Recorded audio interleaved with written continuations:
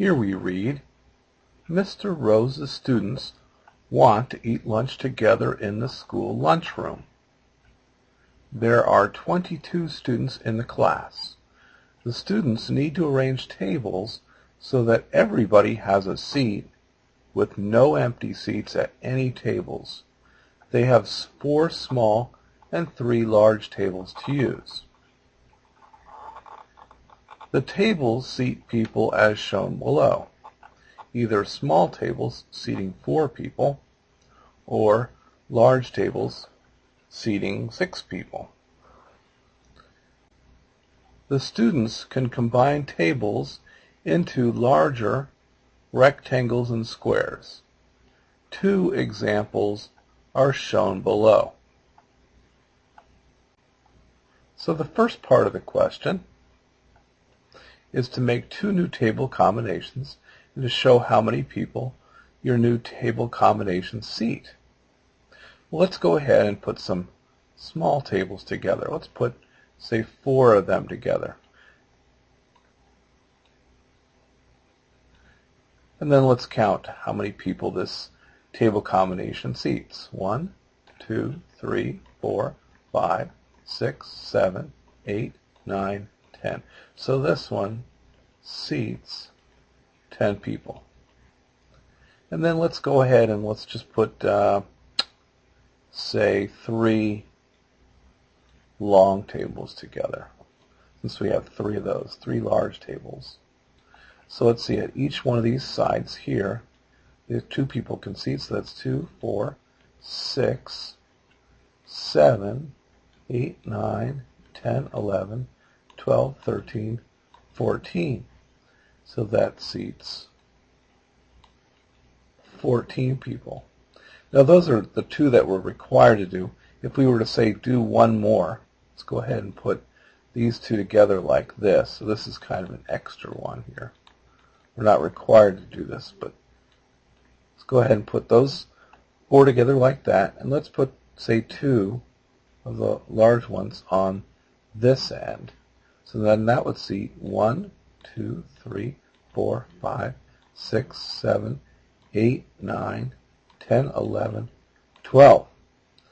So what we're noticing is that each time we put together tables, we're losing a couple of spots.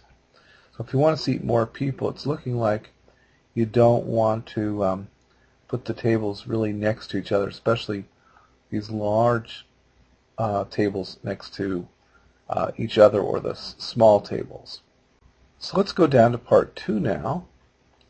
In part 2 it says, now show one table arrangement that uses all the tables the students have, 4 small and 3 large, and it will seat exactly 22 people with no empty seats. Aha, and if the tables are combined, they must form squares or rectangles. Well, let's see. Going back up here, we had this arrangement here that would seat 10, and this one here that would seat 14. And something we've observed is that every time you put together 2 tables on the short end, we lose 2 seats. So does it make sense to you that if we put this arrangement together here with this one here, and we do it combining these 2 sides here, that will end up with 10 plus 14 minus these 2 seats that we lose? Well, let's go ahead and do that. So we got 1, 2, 3, 4. That's the 4 short tables. Now let's put them up against the long tables. Now let's count. 1, 2, 3, 4, 5, 6, 7, 8, 9, 10, 11, 12, 13, 14, 15, 16, 17, 18, 19, 20, 21, 22. Great, so this seats exactly 22. And then let's make sure we used all the short tables, 1, 2, 3, 4 of the small tables, I should say, and then 1, 2, 3 of the large tables. So that's true. And then altogether they're making a nice rectangle. Excellent.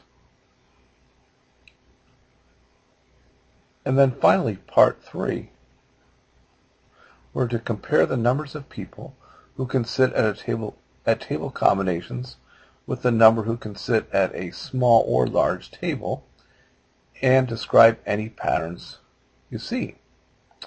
Well, one thing we've sure noticed is that more people can sit at tables if you don't put them together. So like here, these 4 tables by themselves would have each seated 4 people. That would have meant these 4 could have seated 16 people, but by putting them together, they seat fewer people. So let's go ahead and write that down. More people can sit at the tables if you don't put them together. Or another way to say this would be that fewer people can sit at a combined set of tables than at the same tables that are not combined. And the other thing we noticed was that every time 2 small tables are combined, there are 2 fewer people who can sit at the new table than at the 2 small tables. So that finishes up this problem.